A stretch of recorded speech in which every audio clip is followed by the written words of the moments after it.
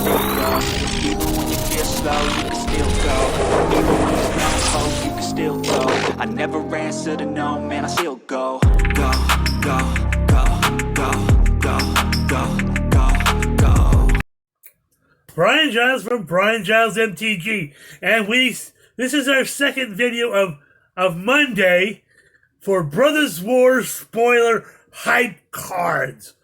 So we still got a lot of cards to go through. They dropped a lot because I slept in.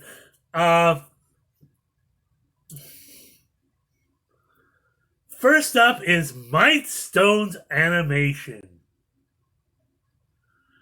For 1 blue and 3, we get an enchantment aura, enchant artifact. When Mightstone animation enters the battlefield, draw a card. Enchanted artifact is a creature with base power and toughness 4/4 in addition to its other types. So you can animate an artifact and draw a card for 4. Not bad.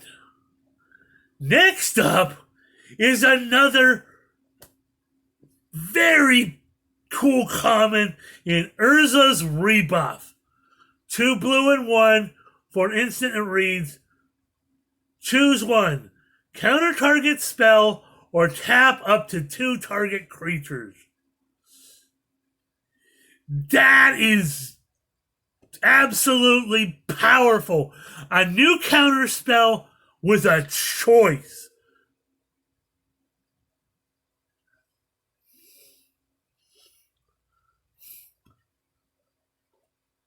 So you can tap them, or you can tap some creatures to prevent creatures from attacking, or counter, or have it as a counter spell. This card is super useful. It's common. It's gonna see play. This is gonna be the value common one, if not. It's definitely going to be a value common card because this is going to see play everywhere you see blue.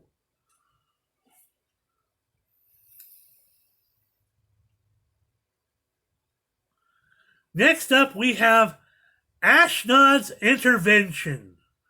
1 black mana for an instant that reads, until end of turn, target creature gets +2/+0 and gains.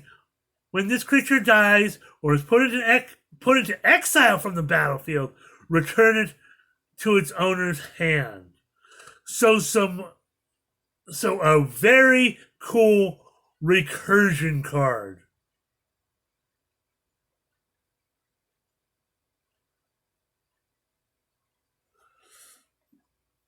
I like it. I like it a lot. It doesn't come back to the battlefield, but You get it's another good way, cheap way in black, because it's only a single black mana to not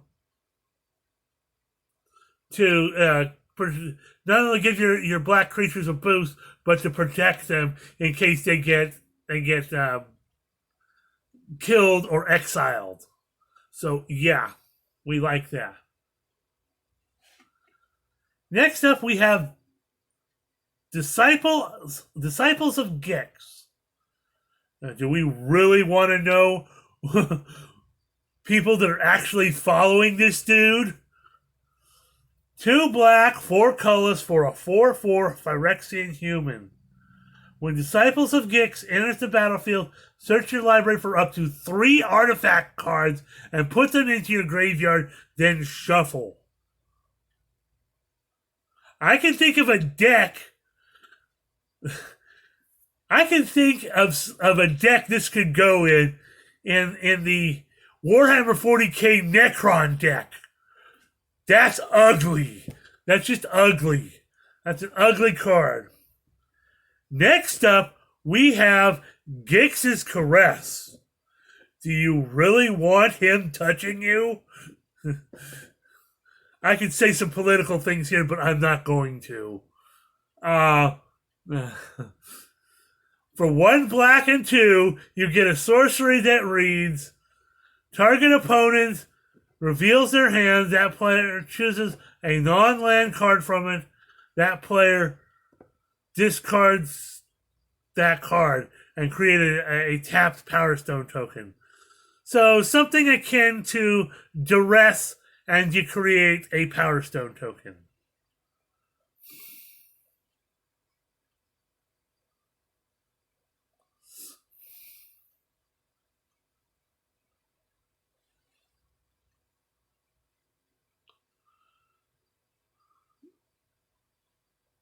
Next up is No One Left Behind. And you would think that this wouldn't be a useful card for what you paid for it, but listen to the card. No One Left Behind is 1 black and 4 colors for a sorcerer that reads, this spell costs 3 less to cast if it targets a creature card with mana value 3 or less. Return target creature card from your graveyard to the battlefield. So, if you're playing more weenie type, decks with some good ETBs, this is a nice card. It's not bad to return a card from the graveyard to the battlefield, but it costs a lot less if it's got a mana value of 3 or less. And there could be some dope cards with 3 or less mana value.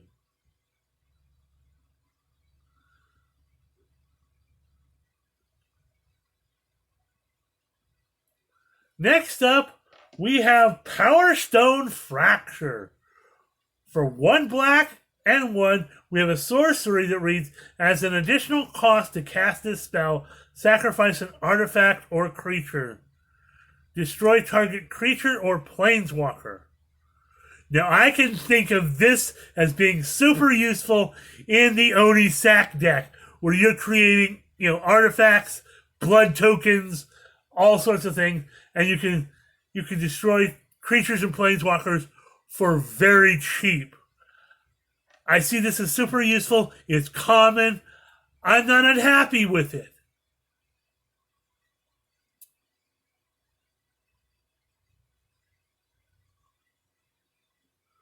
Next up, we have Thran Vigil. 1 black and 1 for an enchantment that reads, whenever 1 or more artifacts and or creature cards leave your graveyard during your turn, put a +1/+1 counter on target creature you control. In a graveyard recursion deck, this thing could be a powerhouse. And it's only uncommon. So hoo-ha! Next up we have Falaji Chain Dancer. In 1 red and 3 for a 2/4 human soldier that has pay 2 colorless mana, Falaji Chain Dancer gains double strike until end of turn. That's not bad. There's a bit of value there. It's common. I think it'll see some play.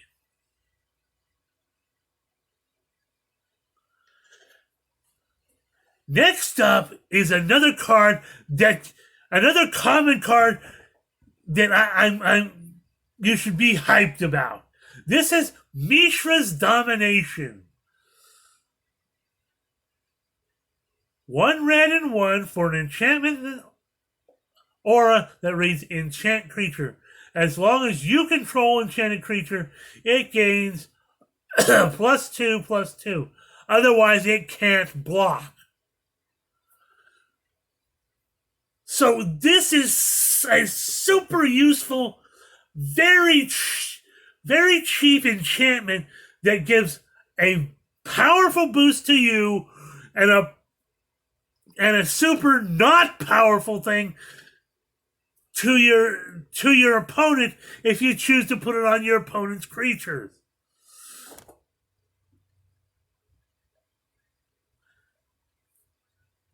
So this is super useful. It's almost like having a choice, but not having a choice.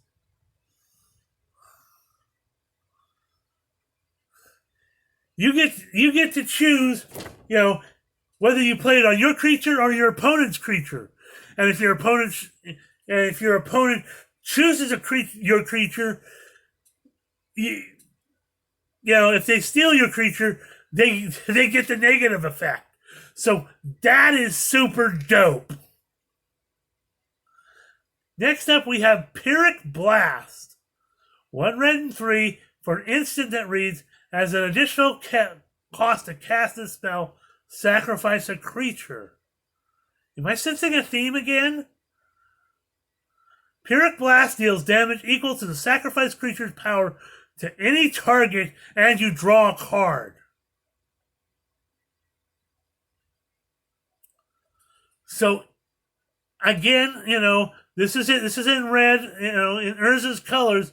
So you're gonna be seeing, you know, the quick damage type thing like that, and it is uncommon, and you can deal damage to any target.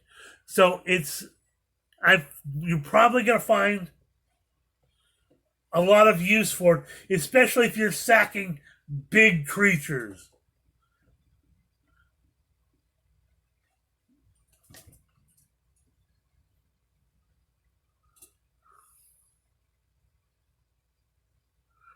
Next up is another artifact removal spell in Raise to the Ground.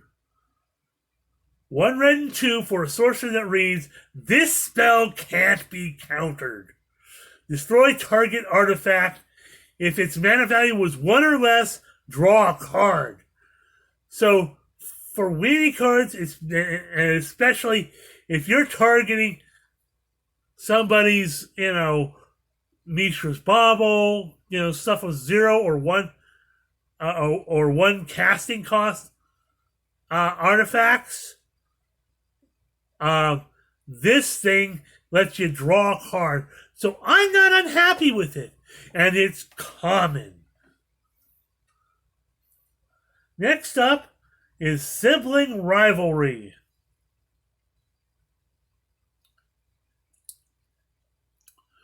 1 red and 3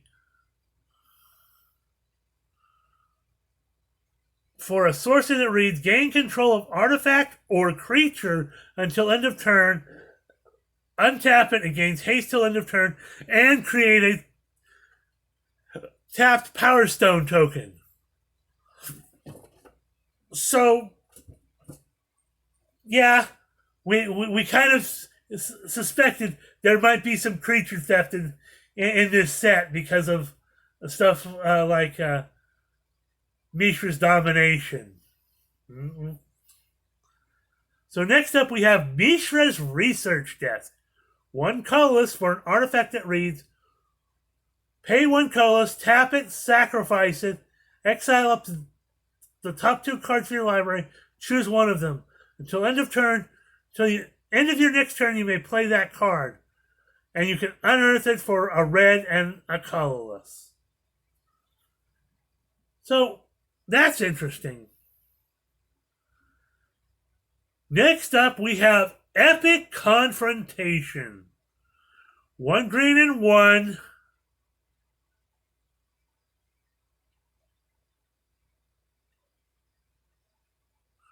For a sorcery that reads,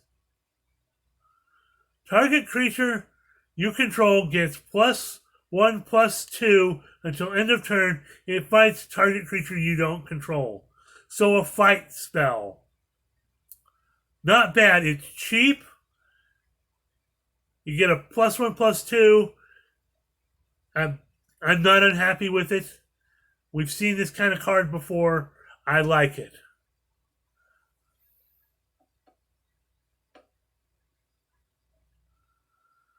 Next up, we have a sorcery for Infilagi Excavation. 2 green and 3. Create 3 tapped Power Stone tokens. You gain 3 life. Lots of ramping for artifacts. This is in green, which you don't see a lot.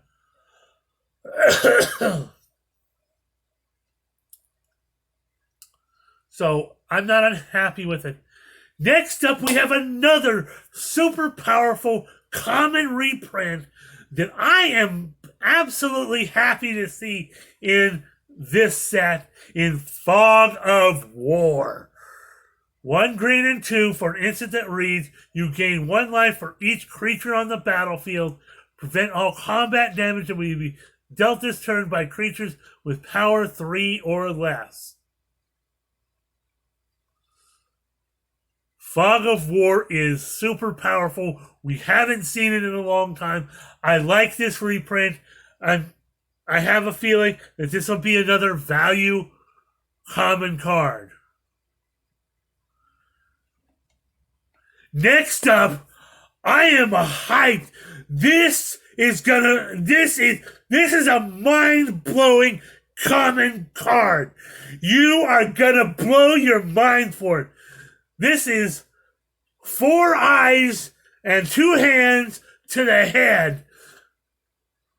In Gaia's Gift, 1 green and 1 colorless for an instant that reads, put a +1/+1 counter on target creature you control.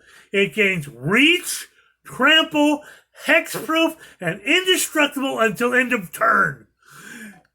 Mother bleepity bleep bleep. Holy shnikes. Mother smurfing God.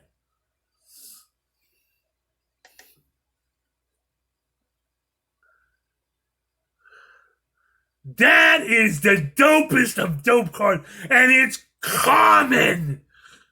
It's not even uncommon like the one you see in Kamigawa, and that only gives you hexproof and indestructible. This gives you a +1/+1 counter, hexproof, indestructible, reach, and trample. What the mother?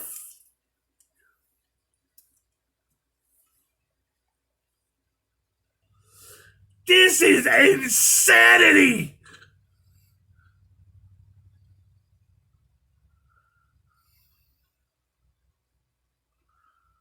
So my time is getting up there again because I'm just going nutso over some of these cards.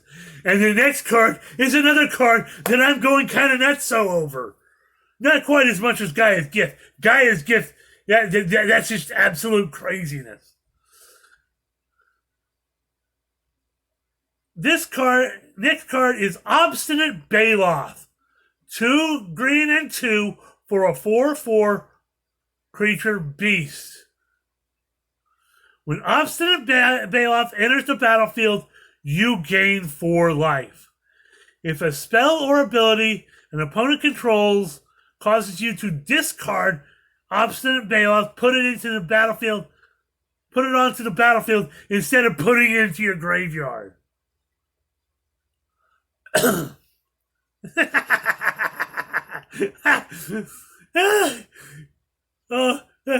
is insanity. You're gonna play a Lily of the Veil and cause me to discard a card? I'll just discard my Obstinate Baloth. Oh look, I got a 4/4 and I gained 4 life. Smurf you.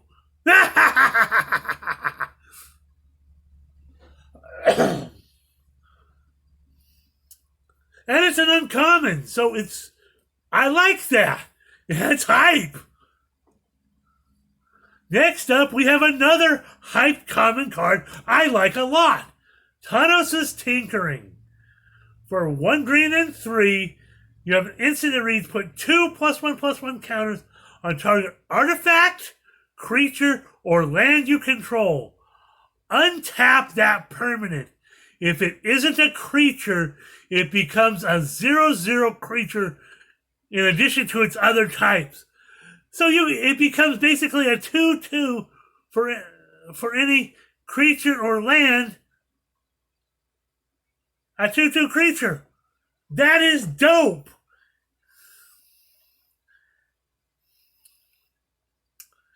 And the last card I'm going to do for this video is Phalagi Vanguard. In 1 white, 1 1 red, 1 white, and 2 colors for a 2/3 human soldier with first strike. Whenever Falaji Vanguard or another creature enters the battlefield under your control, target creature gets +2/+0. Value, value, value. So there's a lot of hype. It's 20 minutes. We're going to see you on the next video. There is hype cards today. Hoo-ha!